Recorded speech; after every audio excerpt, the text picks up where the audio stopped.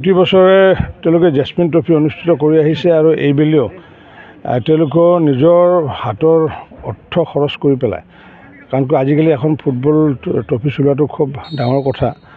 গতিকে মই সকলো ৰাইজকে আহ্বান জনাইছোঁ, যিসকল ফুটবল প্ৰেমী সকলোৱে যাতে সহায় সহযোগ কৰি এই জেছমিন যি ট্ৰফি, সেই ট্ৰফিখন যদি আগুৱাই নিব পাৰে তাৰ কাৰণে সকলোকে আহ্বান জনাইছোঁ। আৰু আজি মই এই ট্ৰফিখন আজি আনুষ্ঠানিকভাৱে উদ্বোধন কৰিছোঁ আৰু আগন্তুক দিনত নিশ্চিত ওপৰত এনেকুৱাকৈ আমি অন্য ট্ৰফিবিলাকক আমি সহায় কৰিব লাগিব। এই ক্ষেত্ৰত ইতিমধ্যে আমাৰ চৰকাৰে আমি পশ্চিমবংগ চৰকাৰৰ লগত আমাৰ মুখ্য সচিবে কথা পাতিছে আৰু মুখ্য সচিবৰ লগত যি পশ্চিমবংগৰ মুখ্য সচিবৰ কথা পতাৰ পিছত তেওঁলোকে প্ৰকাৰণতে কৈছে যে এইটো ইচ্ছাকৃতভাৱে কৰা নাই, যিহেতু তেওঁলোকৰ মজুত যিহেতু কম আছিলে, যিহেতু পশ্চিমবংগৰ মজুত কম থকাৰ কাৰণে কিছু তাক আবদ্ধ কৰি ৰখাবলৈ কৈছিলে।